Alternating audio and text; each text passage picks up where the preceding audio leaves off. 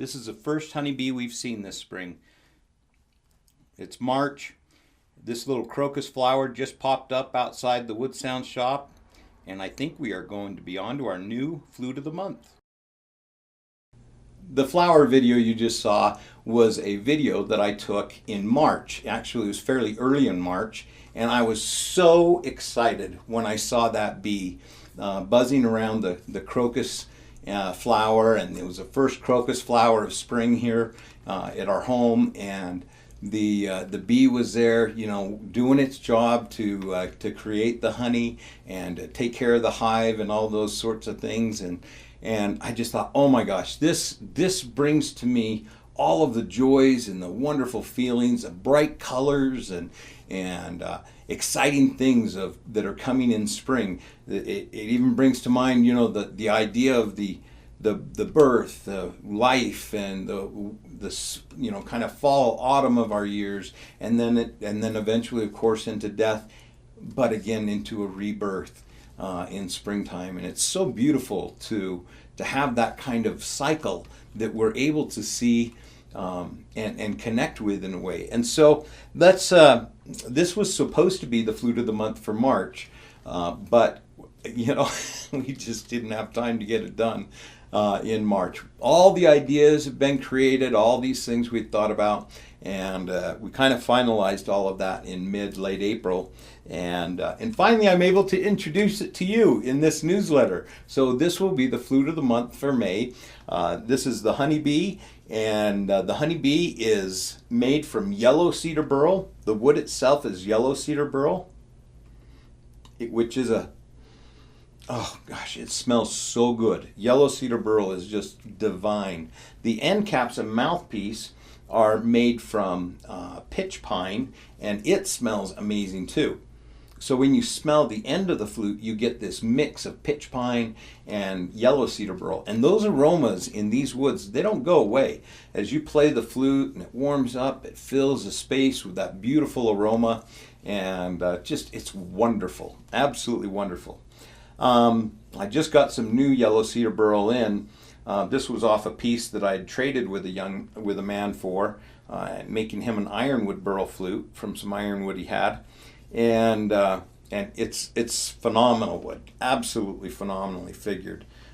Beautiful, beautiful pins throughout the wood, lots of chatoyance and glow. And anyways, and then on the end of here we've got this new inlay that I'll talk to you about. And the honeybee itself is made from Yellow Cedar Burl.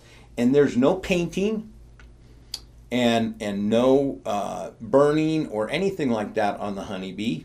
The antenna and the legs are made out of ironwood. And the way that we get the rings or the bands on the bee is by how we carve the wood. The wood's Yellow Cedar Burl on the bee, and by choosing the direction of the wood properly, we're able to get those stripes naturally in the wood. I would love to take credit for that idea, but it actually was a young man named Nathan Twitchell, who works with us, who did that carving and originally came up with the idea for getting the stripes, and he just absolutely nailed it. I just love Nathan and his family. His dad is one of my best friends and responsible for, in some part, for helping to bring Julie and I together and to be married. So I hold them dear. At any rate, the wings are not actually, they're not plastic. And I looked for ages trying to figure out, I just, you know, would rub my head and face thinking, what can we use for those wings? I thought maybe some opal, so I ordered some opal. No way, it just doesn't feel right. It just wasn't, you know, we needed that translucency, and you know, really wanted to show them very, very well. And I took my daughter and I went to a rock show. Well, I guess the whole family. We went to a rock show locally here, just a small rock show, and I went specifically looking for opal. And so I looked at all the different types of opal, and I just was like, man, this is just not the right stuff for what we want to do. And she goes around and she finds these sheets of mica and holds them up and says, Dad, how about this? I was like, oh my gosh, that's perfect. And so we started playing with the mica. I bought a sheet and I tried to break it, and it was a lot tougher than I expected it to be. It's when you if you tried to bend these wings, it actually takes quite a bit of force. And to break them off, you have to work at it. You have to, like, almost like a piece of metal where you got to go back and forth and back and forth. And trust me, we broke a lot of wings intentionally, making sure that they were going to be strong. But the only weakness on the wings is that mica, it has great strength going this direction, but the other direction, it's actually, I don't know, there might be 100 sheets of individual pieces of mica that you could get out of that. I mean, it goes so super thin, and it just is all this laminate that's all crystallized and connected together. And so we stabilize the wings so that they don't come uncurled or apart for you, so they're strong. And just look at them; they're so amazing. There's actually 4 wings on a bee. And so then the bee is sitting on a Sugarlight flower petal here. This would be the crocus flower petal with the green malachite representing the leaf fronds of the crocus plant. Let me tell you about the rest of this flute. Well, you know what? I'm going to play it first so you can hear it, because this is just awesome. Now, what pitch is this one in? B, of course.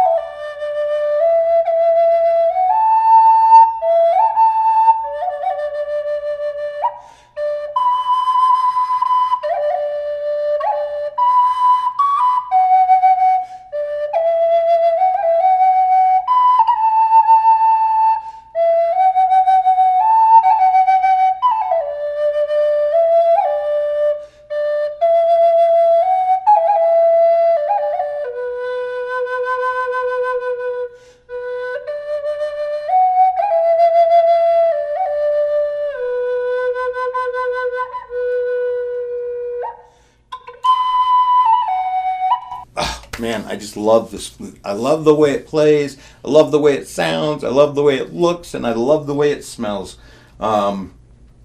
This is, I really believe this is going to be one of the most popular flutes of the month that we've done. Who knows? You never know. But I know that I really, really love it. Now, let me tell you about the mouthpiece. Of course, the mouthpiece looks like honeycomb. And we chose this wood specifically because the pitch pine looks so much like honey. It's so rich, and it has this variation in color depending on how much sap is in it and so on. And then we go ahead and use a hand burner to burn in the lines of the honeycomb. That's all just done with a wood burner. I know somebody's out there going to think that's done with a laser, but I can promise you trying to do that on a laser would be a nightmare. The surface is so convoluted, it would really be tough. But we do have some secrets on how we do it, that's for sure. And then the end cap, of course, has the honeycomb on it all the way to the end. And I love it. One of the things I love about pitch pine is, like, right now I'm looking down through this end cap, and I can see the light where my finger is right now, right there. I can see that light coming through. It's almost like the wood's translucent, and it's not very bright in this room, and I really love that. Then on the flute we have a little ring of ebony, and on either side of this what we're calling a herringbone, and I know it's not a real herringbone, but maybe more of a chevron pattern for the inlay.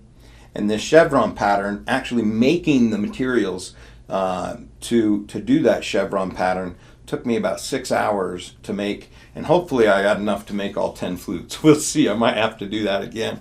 But it is just so beautiful. It's very, very elegant, I believe. It's not flashy. We allow the flower to be the flash, allow the bee to be its beautiful self, and let the burl of the woods all speak. It's like nothing we've ever done. and I love it. Now, of course, that bee you're not necessarily going to want to take down to the beach or around, around hiking or whatever. So we've got to have a spare totem for the flute.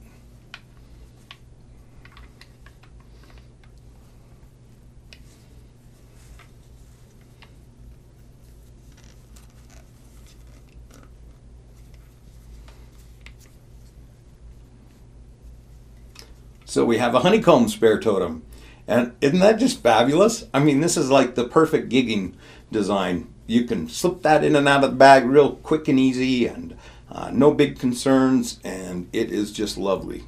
The pitch pine is on a base of ebony. I love ebony for the bases because they get wet, and the ebony doesn't swell up nearly so much as other woods do, and so it's easier to keep it flat and smooth. And of course, regardless of which totem you're using, the sound is the same.